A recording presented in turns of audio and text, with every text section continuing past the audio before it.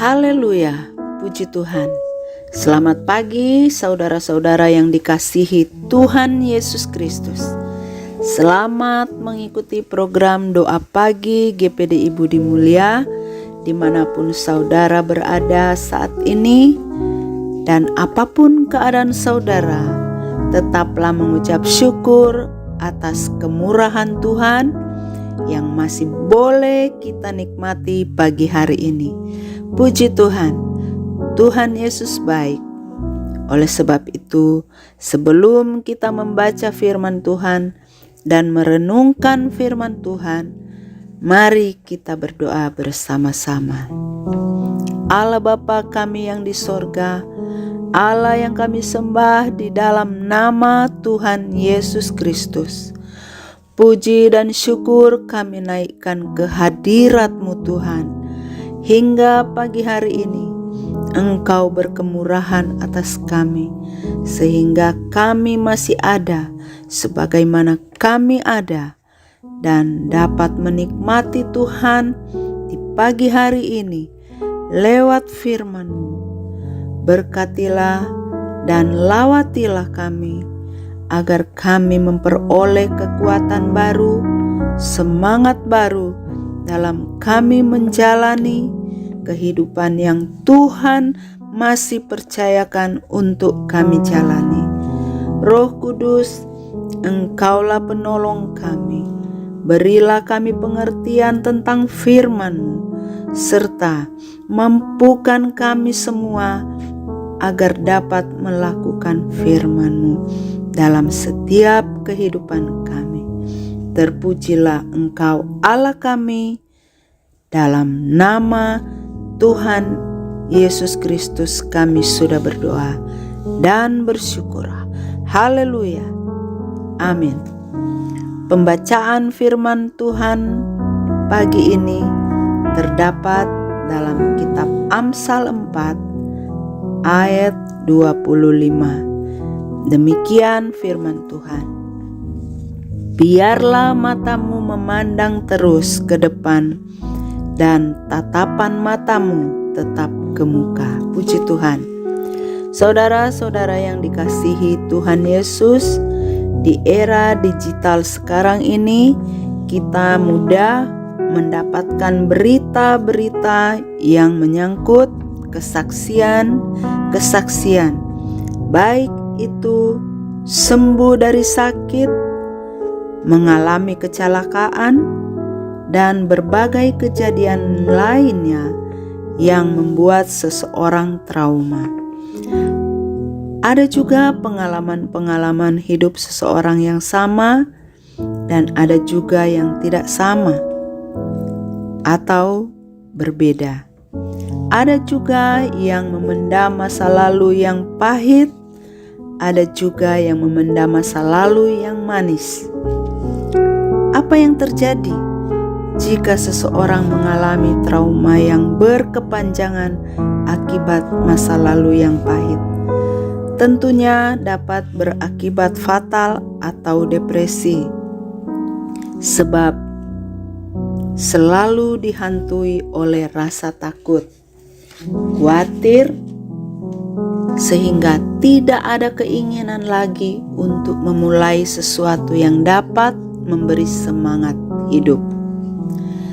Saudara, Salomo adalah orang yang berhikmat, sehingga dia menasihatkan, biarlah matamu memandang terus ke depan, tatapan mata tetap ke muka. Hal apa yang dapat kita pelajari dari ayat pokok di atas tadi? Mata adalah termasuk panca indera yang harus kita syukuri, sebab Tuhan memberikan kita mata untuk melihat hal-hal yang indah yang Tuhan ciptakan untuk kita nikmati.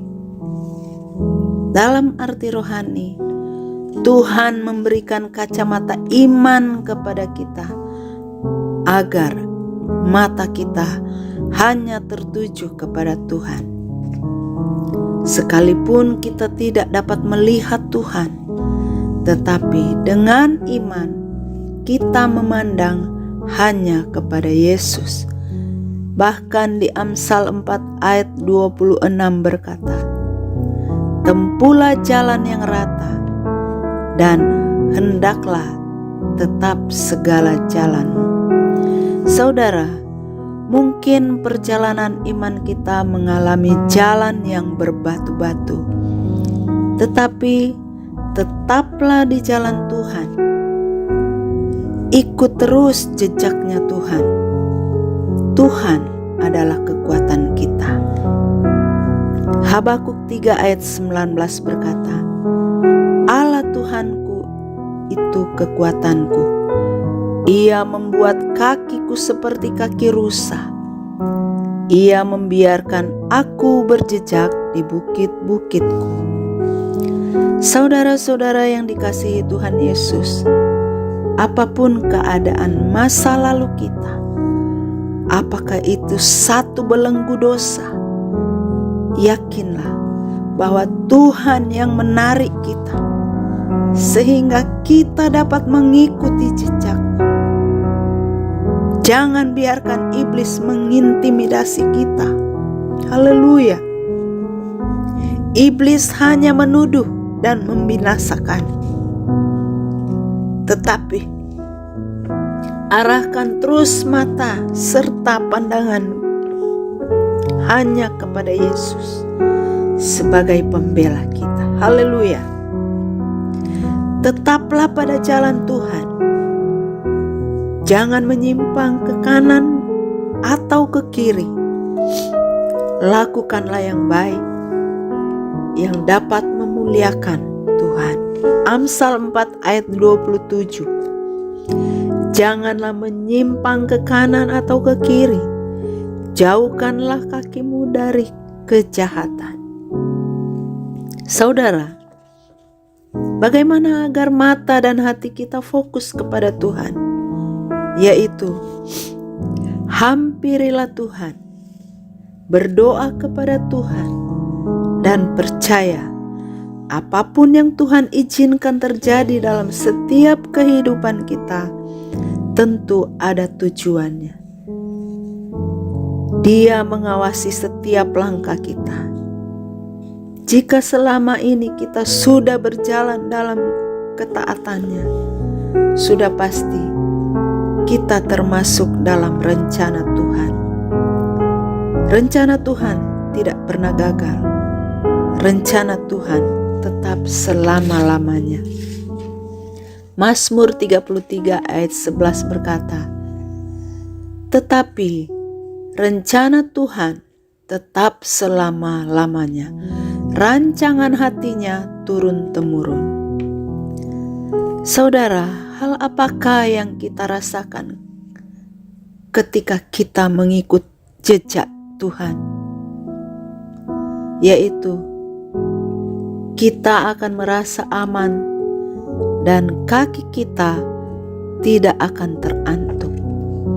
Amsal 3 ayat 23 berkata, "Maka engkau akan berjalan di jalanmu dengan aman dan kakimu tidak akan terantuk." Dan bagi orang yang tidak mengikuti jejaknya Tuhan adalah sesat. Amsal 3 ayat 32a berkata, "Karena orang yang sesat adalah kekejian bagi Tuhan." Saudara-saudara yang dikasihi Tuhan, dalam perjanjian baru kita sudah tahu bersama bagaimana seorang Rasul Paulus sebelum dia bertobat, dan sebelum Paulus bertobat, dia dikenal sebagai penganiaya umat Kristen yang mula-mula, dan ini merupakan masa lalu Paulus yang jahat di mata Tuhan. Hati Paulus selalu berkobar-kobar untuk mengancam dan membunuh. Bahkan Paulus minta surat kepada majelis-majelis di Damsyik untuk menangkap siapa saja yang mengikut jalan Tuhan. Apa yang Tuhan lakukan kepada Saulus pada saat itu dalam perjalanannya ke Damsyik, yaitu Tuhan tangkap dia dan menjadikan dia pemberita Injil serta menjadi saksi Yesus. Paulus berjalan di jalan Tuhan, mengikuti jejaknya Tuhan, sampai-sampai dia tidak peduli dengan dirinya, asalkan tujuannya tercapai, yaitu memberitakan Injil keselamatan. Matanya terus memandang ke arah Kristus. Dia melupakan apa yang menjadi masa lalunya dan terus berlari ke depan kepada tujuannya. Filipi 3 ayat 13 dan 14 berkata, "Saudara-saudara, aku sendiri tidak menganggap bahwa aku telah menangkapnya, tetapi ini kulakukan. Aku melupakan apa yang telah di belakangku dan mengarahkan diri kepada apa yang di hadapanku, dan berlari-lari kepada tujuan untuk memperoleh hadiah, yaitu panggilan sorgawi dari Allah dalam Kristus Yesus." Saudara, tetaplah melangkah bersama Tuhan. Di dalam Tuhan ada kepastian, dan jika keyakinan kita besar terhadap Tuhan, maka tidak ada alasan untuk merasa takut, asalkan kita tetap di jalan Tuhan dan mengasihi Tuhan dengan segenap hati, dengan mata yang tertuju kepadanya. Kasih-Nya tidak binasa. Efesus 6 ayat 24 berkata, "Kasih karunia menyertai semua orang yang mengasihi Tuhan kita Yesus Kristus dengan kasih yang tidak binasa." Bagi orang yang percaya, Tuhan yang merancangkan masa depan, sebab kehidupan kita bukan ditentukan oleh kita sendiri, tetapi Tuhanlah yang menentukan sesuai dengan kehendak-Nya. Yakinlah bahwa masa depan kita ada di tangan Tuhan. Teruslah berharap kepada Tuhan dan nantikan selalu pertolongan Tuhan. Amsal 23 ayat 18 berkata, "Karena masa depan sungguh ada dan harapanmu tidak akan hilang." Haleluya. Harapan kita satu-satunya hanya ada di dalam Yesus Kristus. Puji Tuhan, haleluya. Mari kita berdoa. Tuhan Yesus, kami bangga memiliki Engkau, sebab harapan kami satu-satunya hanya Tuhan Yesus, dan masa depan kami hanya ada di dalam Yesus. Terima kasih atas firman Allah yang kami boleh renungkan bersama-sama pagi ini. Kiranya memperkuat keyakinan kami bahwa hanya Yesus Kristus yang menjadi tumpuan harapan kami. Berkati kami semua yang sudah mengikuti program ini. Jadikan kami saksi-Mu. Lengkapi kami dengan kuasa firman dan Roh Kudus-Mu. Jadikan kami berkat.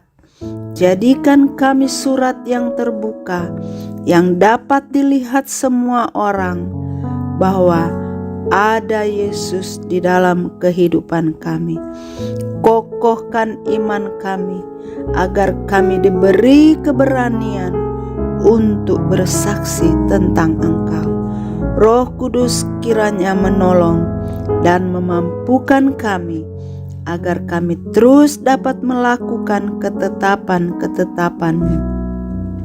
Berkati akan segala aktivitas kami hari ini, pelayanan kami, dan apapun yang kami kerjakan kiranya selalu memuliakan Tuhan.